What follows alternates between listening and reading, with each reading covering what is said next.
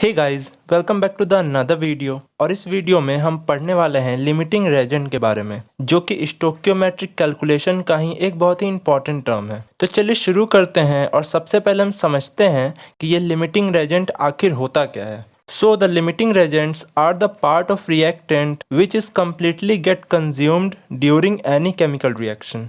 यानी कि जब भी कोई केमिकल रिएक्शन होता है तो वो दो रिएक्टेंट से मिलकर होता है, ये तो आप सभी लोगों को पता होगा। तो अगर रिएक्शन के दौरान उन दोनों में से कोई भी एक रिएक्टेंट पूरी तरह से कंज्यूम हो जाए, यानी कि पूरी तरह से खत्म हो जाए, तो उसी रिएक्टेंट को हम लिमिटिंग रेजेंट बोलेंगे। समझे बात को? अब इसे और अच्छे से समझने के लिए एक छोटा सा एग्जाम्पल देख लेते हैं इससे रिलेटेड। तो फॉर एग्जाम्पल हम एक कंपाउंड लेते हैं जो कि है H2O। तो ये H2O यानी कि वाटर दो एलिमेंट से मिलकर बना है, जो कि है H2 एंड O1। तो मैंने आपको प्रीवियस वीडियोस में बताया है ऑलरेडी कि किसी भी कंपाउंड को फॉर्म करने के लिए दो एलिमेंट्स एक फिक्स्ड रेशियो में कंबाइन करने चाहिए, यानी कि उन दोनों कंपाउंड्स का एक फिक्स्ड रेशियो ही इंक्लूड होना चाहिए उस रिएक्शन में, तभी वो एक स्पेसिफिक प्रोडक्ट बना पाएगा। जैसे कि वाटर को बनने के लिए हाइड्रोजन का दो एटम और ऑक्सीजन का एक एटम ही चाहिए होगा। कभी भी हाइड्रोजन का एक एटम प्लस ऑक्सीजन का एक एटम, या फिर हाइड्रोजन का दो एटम प्लस ऑक्सीजन का भी दो एटम मिलकर वाटर नहीं बना सकता है। यानी कि अगर वाटर को बनना है तो हाइड्रोजन का दो एटम और ऑक्सीजन का एक एटम ही मिलकर वाटर बनेगा। इसके अलावा और किसी भी रेशियो में अगर हाइड्रोजन और ऑक्सीजन कंबाइन करेगा तो वो वाटर नहीं बनाएगा, वो कुछ और ही बना देगा। समझे बात को?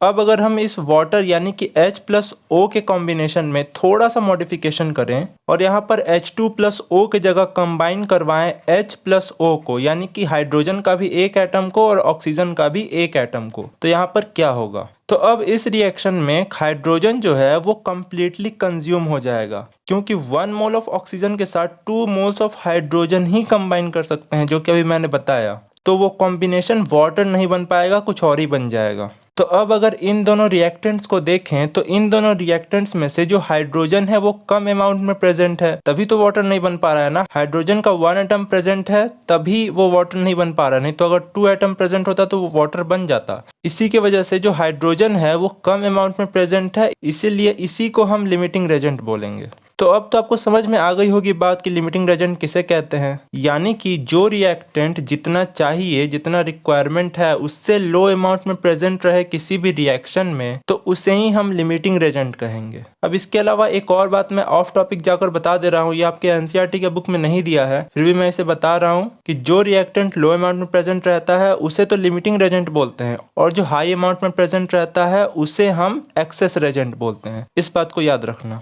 तो चलिए अब इसे और अच्छे से समझने के लिए इससे रिलेटेड एक क्वेश्चन देख लेते हैं। So the question is 50 kg of N2 and 10 kg of H2 are mixed to produce NH3. Calculate the NH3 formed in grams and also identify the limiting reagent in the production of NH3 in this situation।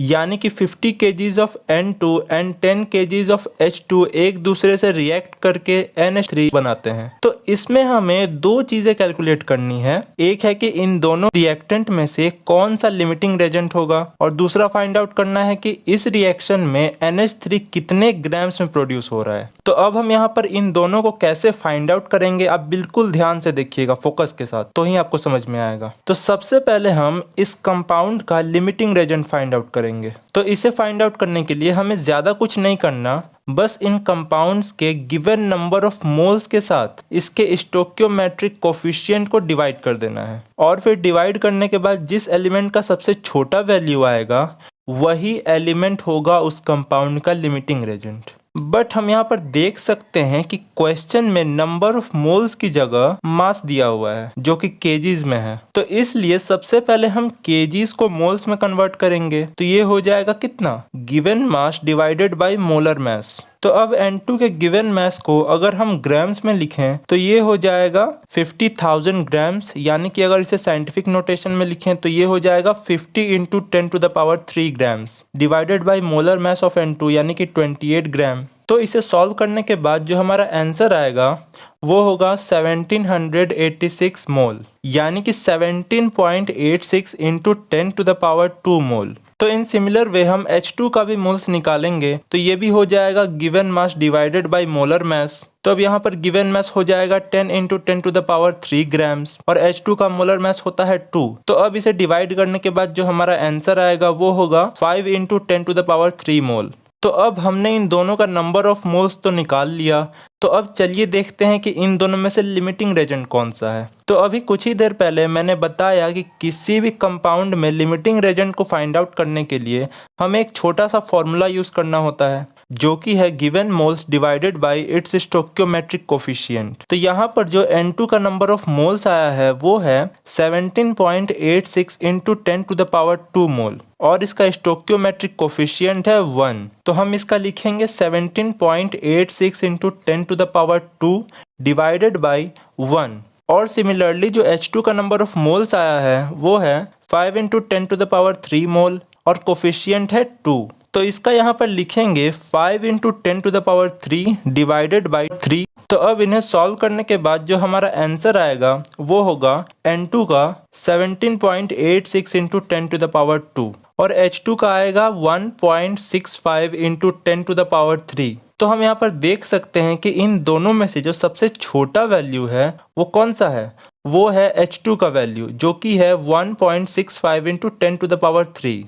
अब क्योंकि H2 का value N2 के value से कम आया है इसी के वजह से यही H2 हो जाएगा इस कंपाउंड का लिमिटिंग रेजेंट। समझ में आई बात?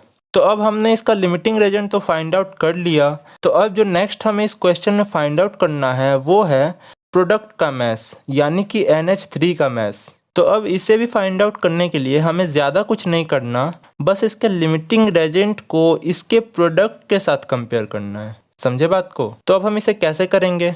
तो अब हम यहाँ पर लिखेंगे 5 × 10⁻³ divided by 3 is equal to number of moles of NH3 divided by 2। अब यहाँ पर हमने इसके लिमिटिंग रेजेंट से ही इसे कंपेयर इसलिए किया क्योंकि किसी भी केमिकल रिएक्शन के प्रोडक्ट का मास उसके लिमिटिंग रेजेंट पे ही पूरी तरह से डिपेंड करता है। यानी कि लिमिटिंग रेजेंट का मास जितना कम होते जाएगा किसी भी केमिकल रिएक्शन में उतना ही उसके प्रोडक्ट का भी मास कम होते जाएगा साइमल्टेनियसली। समझे बात को?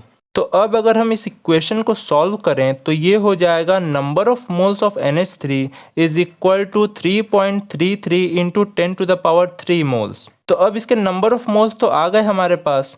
तो अब हम इसी के बेसिस पे इसका मास निकालेंगे जो कि बहुत ही इजी है, आप इजीली कर सकते हो। तो आप ये ऑलरेडी जानते हैं कि नंबर ऑफ मोल्स का फॉर्मूला जो होता है वो है N = mass by molar mass. तो अब अगर हम मास को इस साइड लाएंगे तो ये हो जाएगा मास = number of moles into molar mass. फिर हम इसके वैल्यूज को पुट करके इसे सॉल्व कर देंगे। फिर जो हमारा आंसर आएगा फाइनली वो हो जाएगा मास = 56.6 × 10⁻³ ग्राम्स यानी कि 56.6 kgs। और यही हो जाएगा इस प्रोडक्ट यानी कि NH3 का मास। समझ में आई बात? तो आई होप कि आपको कम्प्लीटली समझ में आ गया होगा अच्छे से कि लिमिटिंग रेजेंट हम किसे कहते हैं और हम किसी भी रिएक्शन में इस लिमिटिंग रेजेंट को फाइंड आउट कैसे कर सकते हैं। तो ये रही इस वीडियो की समरी। आप इसका एक स्क्रीनशॉट ले सकते हैं नोट्स बनाने के लिए। और इसके अलावा अगर वीडियो अच्छी लगी हो तो वीडियो को लाइक कर दें, शेयर कर दें अपने दोस्तों के साथ जिन्हें इस चैप्टर में प्रॉब्लम्स हैं। और अगर आप हमारे चैनल पर नए हैं तो हमारे चैनल को सब्सक्राइब भी कर दें और उसके बगल में एक नोटिफिकेशन बेल होगा जिसे आप दबा देंगे तो हमारे वीडियोस की नोटिफिकेशन आपको टाइम से मिल जाएंगी। तो मैं मिलता हूँ आपसे नेक्स्ट वीडियो में, तब तक के लिए take care and good bye.